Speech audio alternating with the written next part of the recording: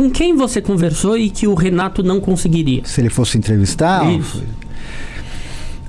Eu acho que teve algumas entrevistas que foram incríveis, assim. O Baiaco, que foi o grande dublê dele. Uhum. O Baiaco é uma figura que tem muita mágoa, muita tristeza do Renato. Roberto Lee, que foi um cara da produção e fazia... Às vezes você vê um quadro dos Trapalhões, aqueles caras, quando tinha briga, ele tava ali no meio. Era um dos caras que davam porrada. Tapa. Foi produtor, foi figurante e tal. Quem mais que ele não conseguiria? E são pessoas magoadas, são pessoas com... José Lavini. Que foi diretor Tem bastante gente, cara. José Lavini foi o diretor que o Renato botou no rabo dele, né? Pra tirar das costas dele, ele... Então, isso era uma coisa que foi descoberta no documentário. Ninguém sabia. Fazendo essa pesquisa que eu falei da biografia, saía a notícia lá. Porque as pessoas estavam estranhando por que o Mussum e o Dedé estavam de escanteio nessa temporada. E aí tava lá, decisão da direção. Foi logo após a morte do Zacarias, o retorno deles. Foi um pouco depois, foi um pouco depois. Que é naquela época que tinha um quadro chamado Nos Cafundó do Brejo, que é só o Renato que aparece, ele contracena com a Letícia Spiller e tal. E o Dedé e o Mussum não estão nesse quadro. E as pessoas questionavam, falavam, mas por que eles não participam? E aí tá falando, mas decisão do diretor e tal, dos redatores.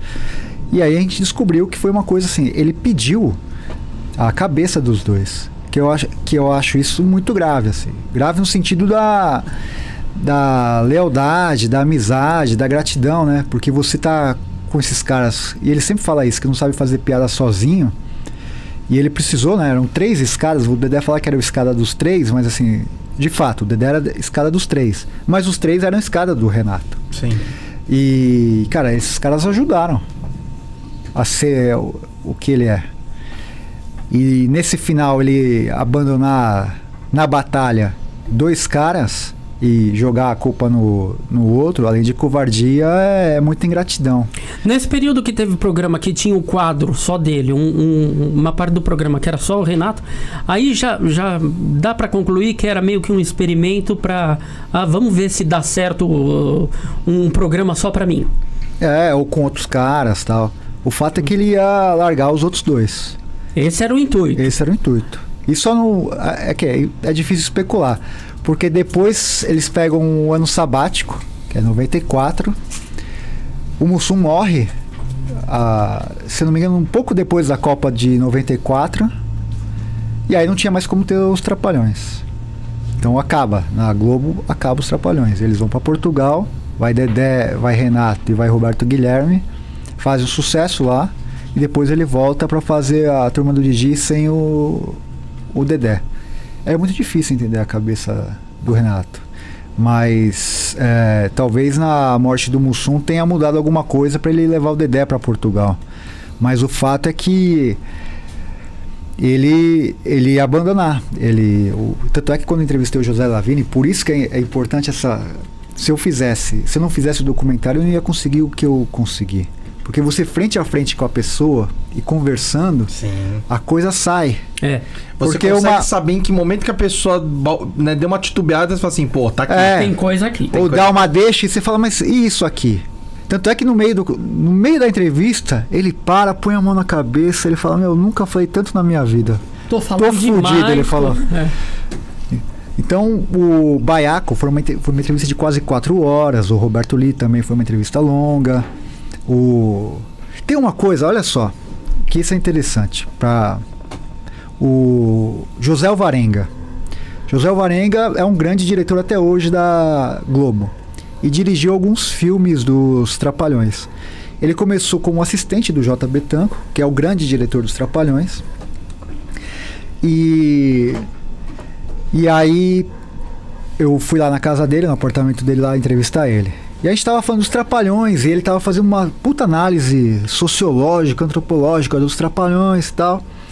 E porque eu já tinha entrevistado o Baiaco, foi quando o Baiaco fez falou a revelação do Zacarias lá, falando que o Zacarias era bissexual e tal. E aí o pessoal falou, putz, mas você vai perguntar isso tem que perguntar para outras pessoas para saber, né? Porque você não pode confiar só em uma fonte. Validar, né? Tem que ter outras. E aí falou, pô, você vai perguntar isso? Eu falei, tem jeito de você perguntar sem ser rude, sem ser deselegante e tal. E aí um dia, daí nessa entrevista do José Lavigne, eu falei, e o Zacarias? Ele falou, você sabe que o Zacarias já deu em cima de mim? Ele tava dirigindo, e aí o Zacarias passa por ele, tipo, mede ele assim e tal. E aí o Zacarias, eu não... O Zacarias mediu ele e falou, Didi. Mas assim, falou numa boa, entendeu? O Zacarias, de fato, era bissexual, ele pode se interessar por alguém e fazer essa cantada sem ser um assédio, alguma coisa assim. E ele, respeitosamente, falou, não, aqui não.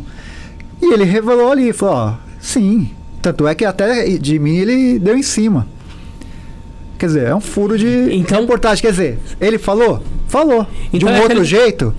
Falou. Então é aquele negócio, essa história do Zacarias ser bissexual, quem falou foi o Baiaco pela primeira vez. O Baiaco, foi engraçado isso, né? Porque o que acontece? Quando o Zacarias morreu, eu não sei a idade de vocês, se nós somos contemporâneos, não, se vocês acompanham os Trapalhões. Eu sou de 86, né? Então eu peguei, peguei o finalzinho já. Eu já sou mais velho que o Marcão. Lembro bem quando o Zacarias morreu, que foi em 90, teve muita especulação na imprensa da morte do Zacarias, porque tinha o fato, e realmente, né, das pessoas misturar o personagem com a pessoa, que o Zacarias é um se você olhar, afeminado, tem um jeito delicado, tal, mas as crianças adoravam o Zacarias. Tanto é que eu acho que era fofo, era meigo, não era um negócio. Eu arrisco até dizer que talvez seja o preferido, era o preferido das crianças, o Zacarias. De tão por conta disso, ser uma coisa porque era um lance quase infantil, exato. Não era um é a que mais se identificavam.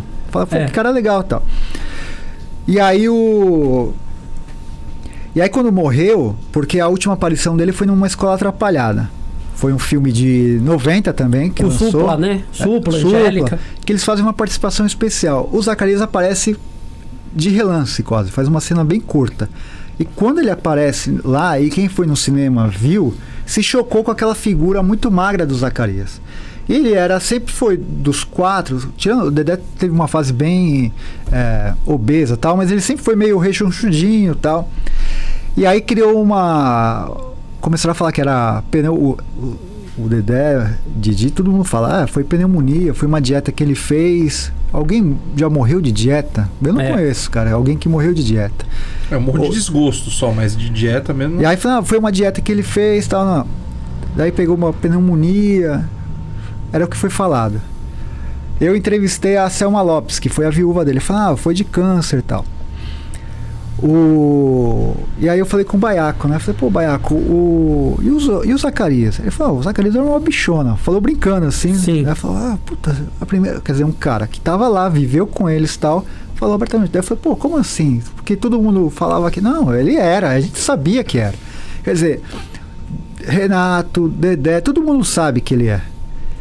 E eu acho que eles, não falando isso, eles ainda não ajudam a naturalizar uma coisa que hoje é comum. Você vê muita gente hoje chega e fala, pô, tem muita gente se abrindo. E eu acho isso bacana, por quê? Porque vai quebrando esses preconceitos. Eu acho que cada um é livre para ser o que é. É porque se na época imagino que naquele momento para ele falar que era muito difícil. Tinha muito difícil, preconceito, né? Era a época da epidemia da AIDS, estava altíssima. Muita gente morrendo com isso. Por isso que criou também essa suspeita. Na época do Cazuza. O primeiro artista... Freddie Mercury. O primeiro artista brasileiro que morreu de AIDS realmente foi um ator... Lauro Corona, um galã da Globo. Que era galã. O cara era o galãzão da Globo e de repente também homossexual, não é? E aí morreu de AIDS. Foi a primeira celebridade. E quando o Zacarias morreu, surgiu também. Essa especulação de falar de AIDS. Por quê? Naquela época, pegava AIDS, era uma coisa assim, tipo, era muito rápido, né? E era uma sentença de morte. O cara pegava e era muito rápido. E tinha aquela coisa que falava assim, era uma doença de gay. Isso. Não falavam isso? E aí o que aconteceu? Tudo que aconteceu com o Zacarias levava a essa direção. Ele emagreceu muito rápido e morreu muito rápido. Da época que ele ficou mal até a morte dele, foi tudo muito rápido que aconteceu. Então essa suposição que tinha na época tinha fundamento. Falou, pô, o que aconteceu com ele aconteceu com o Cazuza, aconteceu com uma série de coisas e tal.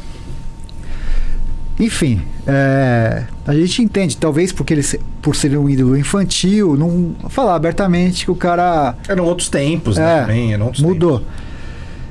Mas ao não abrir hoje isso, eu acho que eles podiam chegar e falar, ó, realmente, a gente não falou na época pra... Mas tinha as crianças, respeitando as crianças, enfim. Mas ele era. Qual que é o problema de falar isso? Eu não vejo o preconceito e ninguém tá aqui apontando o dedo. Ao contrário, eu acho que ele sofreu muito com isso, o Zacarias, de não poder falar, tal, porque ele morreu sem poder assumir como ele de fato se sentia, né? Que seria, isso deve ser horroroso. Eu acho que se ele tivesse vivo, ele falaria hoje tranquilamente. Sim. Porque ele era um cara muito espiritualizado, como outros atores, muito centrado. Marco Nanini.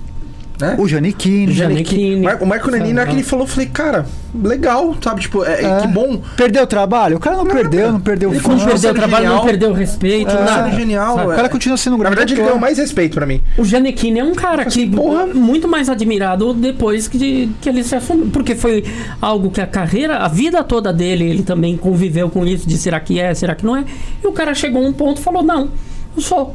Realmente. E esses caras ajudam a quebrar esse preconceito. Claro, demais. Eles são exemplos para outras pessoas. Porque alguém fala, puta, o Giannichini falou, então eu posso falar, eu posso contar, então meu pai ou minha mãe vão poder aceitar, ou vai começar a ter uma aceitação maior, tal. É um processo.